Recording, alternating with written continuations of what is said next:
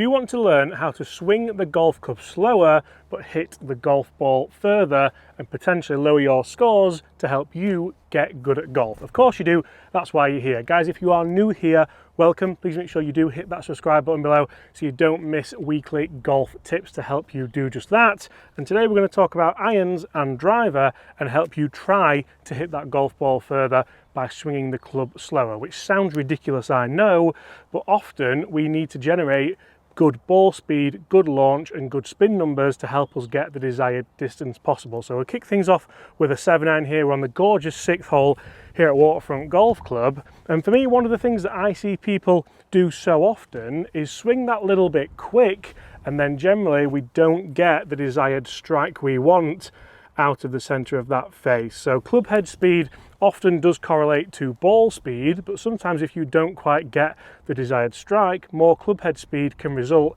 in less ball speed. That's what we're going to focus on with irons, and then with driver we're going to look at potential ball flight issues that you might see and how we can hit that ball further by calming things down just a bit. So one of the big things that I really like to see when we're talking irons here is if I see someone stood really wide here, generally that's to say that they're going to try and swing this club really fast. So you can see here, oh, I've swung that really fast. Club head speed is going to be pretty high on that one, and you can see we've only just made it over that pond, which is quite annoying because that was a brand new TaylorMade Picks golf ball. But what I want to generally address here is a couple of basics to allow us to swing that golf club maybe a little bit smoother, potentially even a little bit slower, where we can get the desired strike, because that one was here, low heel. It was very nearly an unmentionable, which would have been a catastrophe for those gentlemen playing golf over there.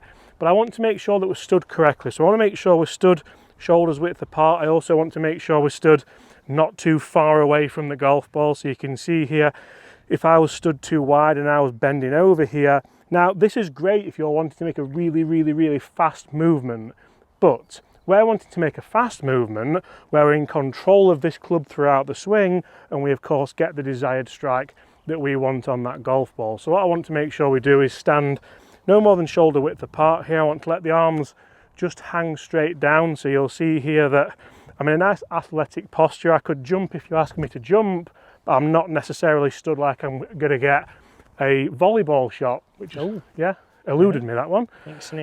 So if we stand that little bit narrower, but we also think about how we can deliver a good dynamic loft to this ball, we will hit this ball further. So you'll see how if I just hit you a nice normal shot here, I've got the handle forward just a little bit, I'm stood nice and athletic. You can see that ball now is carrying that water towards the green. It's a tiny bit left, but it's certainly gone the right distance for this hole.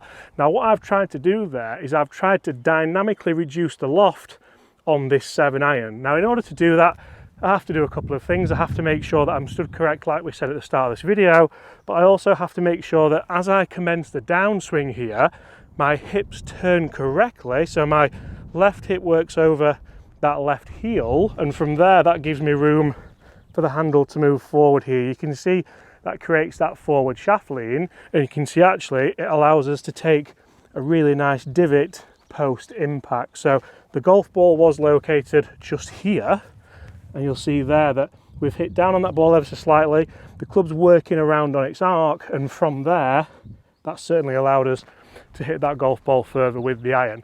Let's do that one more time and let's just see how consistent that can be.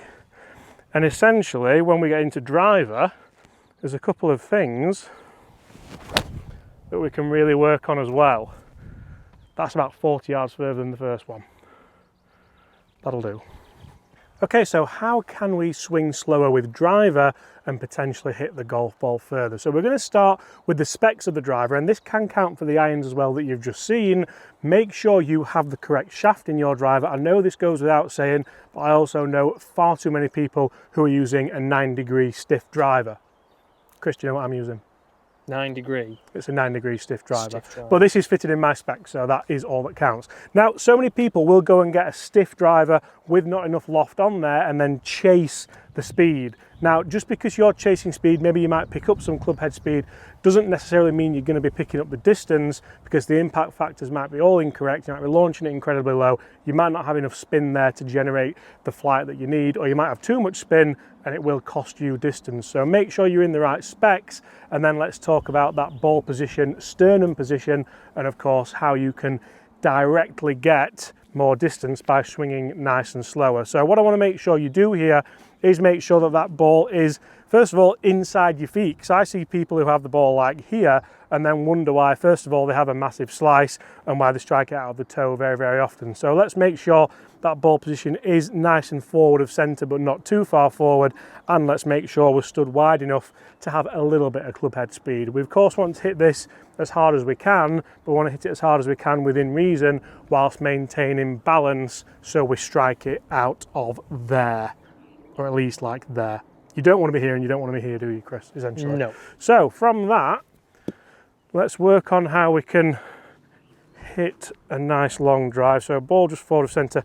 Now your sternum always wants to stay behind the golf ball with driver. We never want to see the sternum getting in front here, and this is something you might get if you are chasing speed, if you are trying to hit it really, really hard.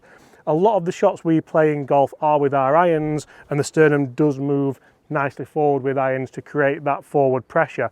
We don't really want that with driver. We want to, yes, get a little bit of forward pressure in the feet, but keep that sternum behind the ball so we can launch it nice and high in the air. And of course, if you're using the correct lofted driver with the correct shaft that's kicking nicely for you, hopefully you'll hit a shot a little bit like this one. You'll see we're not trying to swing ourselves off our feet, but you can see there a nice shot down the left-hand side of this fairway, and that is a nice ball flight to allow us to hit the desired shot that we want. I've not tried to swing too fast. I've not gone all Scottish Scheffler. Now, just because Scottish Scheffler might lose his footing a little bit, doesn't mean everybody has to in the world. This is something that I've seen so often recently, because the world's #1 player, probably the best player in the last 10-15 years post Tiger, he's almost giving everyone a little bit of like, oh, just do what you want with your feet. Now that's fine if you're a highly skilled athlete and you probably hit 1,000 golf balls a week. If you're Bobby and you're in the pro shop most of the week and go and play on a Saturday, I'd always like to see you much more in balance and of course keep that ball in play. So one more time, we're going to swing nice and smooth. All the setup's going to be correct. And you can see there another shot, left-hand side of that fairway, fading back nice, a nice mid-trajectory with that shot. And guys, that's how you can swing the golf club a little bit slower, but potentially hit the golf ball quite a lot further.